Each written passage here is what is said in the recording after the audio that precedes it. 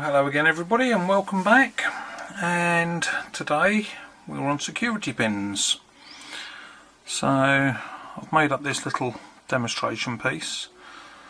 Hopefully we can show you how different security pins react in the lock and how things seem to work.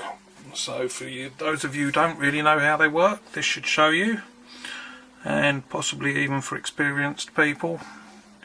Actually seeing how they work inside might actually help you when you're making pins, see what difference it makes. So effectively this is the inside of a lock. We have a key pin, a driver pin and a spring. Just for today, this bit here is our tension wrench and my finger is going to be our pick. So as we know, if you actually put a key in a lock, it does that, and then when you turn the key, we're open. Simple as that. So effectively the same thing when we pick it, apart from we're actually putting tension on as we're lifting the pins, and when we get to the point, it'll turn. Effectively, if you've got 5 or 6 pins in there, that's what your binding order is, and depending on the tolerances in the lock depends on which ones go first. But now we've all heard about serrated pins. So this is a serrated pin. And what happens with a serrated pin, which you've probably seen plenty of people picking them, is when we put tension on the lock, we can see what's happening with the pin, and as you can probably hear it click, and then we're getting caught up just here. So we get a tiny bit of counter rotation, keep on, and that's why we get the notchiness when we have serrated pins. So the other thing you've all heard about is spool pins. So here we have a spool pin. So effectively they don't come into play really until you've picked anything that is on the shear line. For example, in another chamber you'll have the standard pin. When you get to there, that's when you get a full set, and that's showing you how you get the full set and what's actually happening.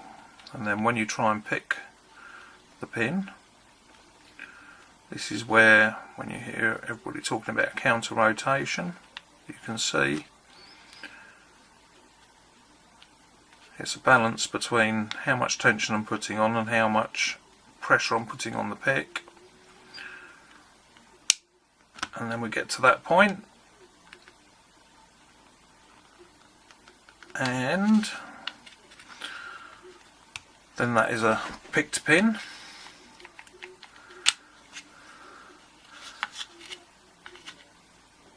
So the other type of pin we hear a lot of talk about is a T-pin. So this is effectively where we go and we get a full set. So we think we've got a spool, or the pin is actually picked because we have no spring tension on the key pin at all. And even if we try and push up, we don't get any counter rotation or anything. So for those of you newer to the sport, when you watch us picking challenge locks and we say there's just something hanging up somewhere, a lot of the time it is a key pin, and that's how we can identify what a T-pin is, and then we can get it up there. So the T-pin effectively makes the pin feel picked compared with a spool pin, because the spool pin will still, as you can see, will still push down on the key pin, whereas the T-pin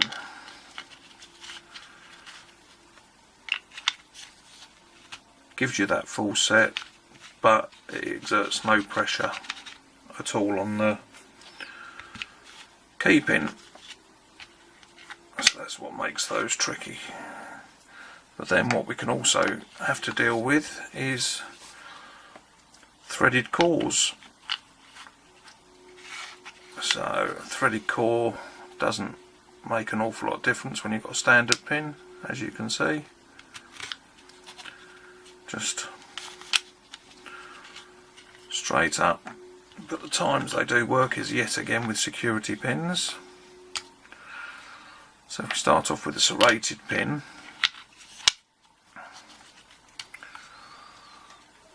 we can see it's actually, the serrations actually interact with the thread and actually make it harder to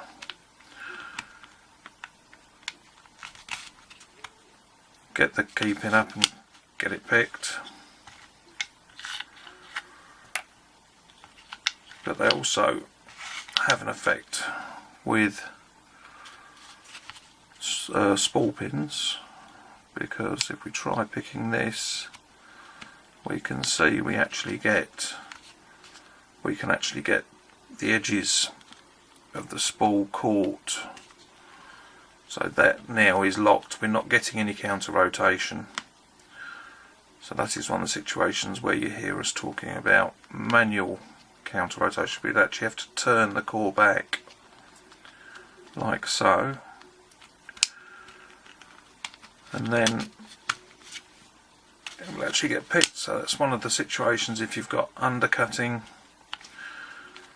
grooves and spool pins. As you can see, it doesn't matter how hard I push on there, nothing's happening. Whereas without that, if I push, it counter rotates itself. So that's how threading interacts with these. With T-pins, it yet again doesn't make an awful lot of difference, because this still reacts in exactly the same way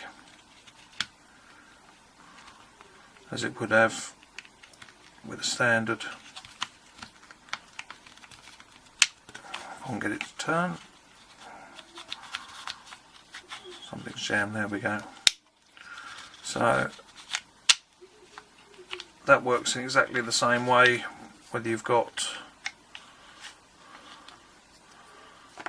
a threaded core or not. So I hope that explains to some people exactly what is happening when we are picking the lock and how the pins are actually interacting and what the different security measures actually do. And I hope you find it all useful. So anyway, thanks for watching. See you again soon. Bye.